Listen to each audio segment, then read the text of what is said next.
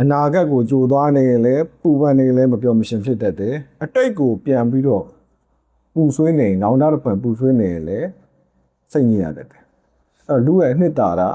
ပျောက်ဆုံးတတ်တယ်အဲ့တော့လက်ရှိပြစ္ဆုတ်ပံကာလမှာပဲလှုပ်ရှားရှိတာကိုချက်ချင်းထလို့ဒါအကောင်းဆုံးဖြစ်ပါလိမ့်မယ်အင်္ဂါသားသမီးမိတ်ဆွေများအားလုံးမင်္ဂလာပါအင်္ဂါသားသမီးတွေအတွက်ကို2026ခုနှစ်8လပိုင်းဩဂတ်လအတွက်တစ်လစာဗေဒင်ဟောစတန်ဟောကြားပေးမှာဖြစ်ပါတယ်အဲ့တော့8လပိုင်းဆိုတဲ့ကာလမှာအင်္ဂါသားသမီးတွေအနေနဲ့ဒီ8လပိုင်းထဲမှာကိုလုံးမဲ့အရာတစ်ခုကိုစီးပွားရေးပဲဖြစ်ဖြစ်เนาะလုပ်ငန်းပဲဖြစ်ဖြစ်ဘိုင်းလို့အရာမျိုးပဲဖြစ်ဖြစ်ကိုကလုံးမဲ့လို့စဉ်းစားပြီးရင်ဆုံးဖြတ်ပြီးရင်အဲ့ဒီအရာကိုမြန်ထက်လောက်ကင်ဆောင်ရွက်တင်တယ်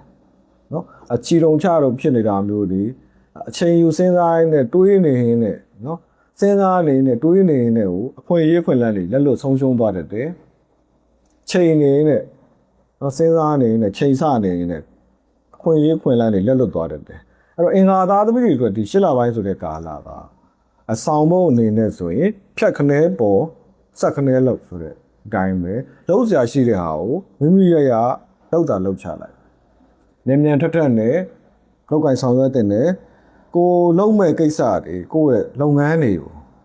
ချိန်နေတာမျိုးတွေချင့်ချိန်နေတာမျိုးတွေမလုပ်တဲ့ဘူးလုံးမဲ့အရာတစ်ခုကိုကလုံးမဲ့လို့ဆုံးဖြတ်ပြီးမြန်ထက်လောက်ကင်ဆောင်ရွက်တဲ့နဲ့အော်ဒီချိန်ခါမျိုးမှာကိုယ့်ဘုကိုတန်တရားဝင်နေတာမျိုးတွေမိမိကိုမိမိအယုံကြည်မှုအားနေတာမျိုးတွေเนาะတော့တန်တရားဝါဒီတွေညားနေရတတ်တယ်ဟိုလူကိုလည်းမယုံဒီလူကိုလည်းမယုံဖြစ်တတ်တယ်အဲ့တော့ကိုယ့်ဘန်ကိုအတွေးတွေနဲ့ပိတ်မိနေတတ်တယ်ငါ့ကိုသူများတွေကဘလို့ဘာပြောမလဲသူများတွေကဘလို့ထင်မလဲအဲ့လိုအတွေးတွေအမြင်တွေနဲ့အတွေးတွေနဲ့ပေါ့နော်မိမိကိုမိမိပိတ်မိနေတတ်တယ်အင်္ဂါသားလူတွေဒီ8လပိုင်းနဲ့မှာအဲ့တော့အဲ့လိုအတွေးတွေနဲ့ပိတ်မိနေကိုကတခုခုကို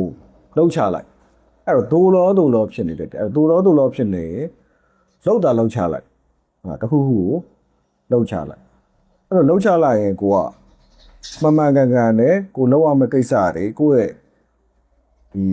လောက်ကင်နိုင်စွမ်းတွေပေါ်ပေါက်လာပါလိမ့်မယ်နော်ဟိုကပိတ်မိနေတဲ့အတွေးတွေမှာပိတ်မိနေတာတွေလွတ်မြောက်သွားပါလိမ့်မယ်အဲ့တော့အနည်းဆက်ဆုံးကိုလုံနိုင်တဲ့ဟာတခုခုကိုသာလှုပ်ချလိုက်မလုံနိုင်တဲ့အရာတွေကိုမဖြစ်နိုင်တဲ့အရာတွေကိုတွေးပြီးမောနေတာတဲ့ဆိုင်ကိုလက်ရှိအနည်းဆက်ဆုံးကိုလောက်ရမယ့်ကိစ္စကိုဒါပြီးပြင်းလောက်ကင်ဆောင်ရွက်တင်တာပိုကောင်းတယ်ဥပမာရှေ့အနာဂတ်တွေကိုတွေးပြီးတော့ရင်မောနေတာမျိုးတွေရင်လေးနေတာမျိုးတွေဖြစ်တတ်တယ်။နောက်ဖြစ်ပြီးသားကိစ္စတွေကိုနောင်တတစ်ဖန်ပူပန်တာမျိုးတွေကြုံတွေ့တတ်တယ်အင်္ဂါသားသမီးအနေနဲ့အဲ့တော့လူတစ်ယောက်ကမပြောမရှင်ဖြစ်တတ်တယ်အနာဂတ်ကိုကြိုသွားနေရင်လည်းပူပန်နေလည်းမပြောမရှင်ဖြစ်တတ်တယ်အတိတ်ကိုပြန်ပြီးတော့ပူဆွေးနေနောင်တတစ်ဖန်ပူဆွေးနေရင်လည်းစိတ်ညစ်ရတတ်တယ်အဲ့တော့လူရဲ့အနှစ်သာရပျောက်ဆုံးတတ်တယ်အဲ့တော့လက်ရှိပြစ္ဆုတ်ပံကာလမှာပဲလှုပ်ရှားရှိတာကိုချက်ချင်းထလို့ဒါအကောင်းဆုံးဖြစ်ပါလိမ့်မယ်ဖြတ်ခနဲပေါ်ဆက်ခနဲလို့ပေါ့နော်အဲ့တော့တွေးနေရင်လည်းကိုယ်အတွေးကိုပိတ်မိပြီးတော့ကိုယ်အတွေးကိုဒုက္ခပေးတတ်တဲ့အတွက်ဒီ8လပိုင်းထဲမှာအင်္ဂါသားသမီးတွေဟာအတွေးတွေကို view ဆိုင်ရမယ်မလိုအပ်ဘဲနဲ့အများကြီးအတွေးလွန်တာမျိုးတွေသတိထားရပါလိမ့်မယ်အဲ့တော့ငွေကြေးကံအနေနဲ့ဆိုရင်အင်္ဂါသားသမီးတွေမြုပ်နေတဲ့ငွေတွေပြန်ပေါ်လာတတ်တယ်ဆုံးပြီလို့ထင်ထားတဲ့ငွေတွေပြန်ရလာတတ်တယ်ရုတ်တရက်ငွေဝင်မဲ့ကာလမျိုးဖြစ်ပါတယ်အဲ့တော့အခြေရေးကံမေတ္တာရေးကံမှာအနေငယ်ညံ့နေတယ်မေတ္တာရေးမှာစိတ်တဘောထားမတိုက်ဆိုင်တာမျိုးတွေစိတ်ညစ်စရာလေးတွေကြုံတွေ့ရတဲ့မေတ္တာရေးကံညံ့နေတယ်မေတ္တာရေးလမ်းခီးမှာအခက်ခဲတွေအနှောက်အယှက်တွေတားဆီးတွေများနေတတ်တယ်မေတ္တာရေးကိစ္စတွေမှာစိတ်ညစ်ရတတ်တဲ့ကာလမျိုးဖြစ်ပါတယ်အဲ့တော့အိမ်တို့ရဲ့အိမ်တော်ရေးကံတွေလည်းညံ့နေတဲ့ကာလမျိုးဖြစ်တယ်အင်္ဂါသားသမီးတွေနော်အထီးကျန်နေရတာမျိုးတွေနော်တယောက်တည်းတွေးငွေတွေးလိုက်ငွေလိုက်ဆွေးလိုက်ပေါ့နော်အထီးကျန်နေရတဲ့ကာလမျိုးတွေဖြစ်ပါတယ်အဲ့တော့ကျမ်းမာရေးအနေနဲ့ကျမ်းမာရေးနဲ့ပတ်သက်တဲ့ကိစ္စတွေမှာအနည်းငယ်သတိထားရမယ်နော်ထီမီကိုင်းမီလေးတွေအသေးမွားလေးတွေကြုံတွေ့တတ်တဲ့ကာလမျိုးဖြစ်ပါတယ်အဲ့တော့အင်္ဂါသားသမီးတွေအကျိုးပေးတဲ့အရာကတော့အပြာရောင်အကျိုးပေးတယ်ဒီ8လပိုင်းထဲမှာအပြာရောင်အကျိုးပေးပါတယ်အကျိုးပေးတဲ့ခဏအနေနဲ့ဆိုရင်1တို့8တို့ခဏအနေအကျိုးပေးပါတယ် ရရအနေနဲ့ဆိုရင်အင်္ဂါသားသမီးတွေအနေနဲ့ကဒီရှစ်လပိုင်းထဲမှာကံတွေကောင်းလက်တွေပွင့်ဖို့အတွက်အကြံစီတွေအောင်မြင်ဖို့အတွက်ကိုအယူတို့နော်အယူတို့စိတ်မနှံ့တဲ့သူတို့နောက်ခလေးနောက်မှခွေးတို့အစာကျွေးပေးရမယ်အယူစိတ်မနှံ့တဲ့သူအယူတို့နောက်ခလေးတွေခွေးတွေကို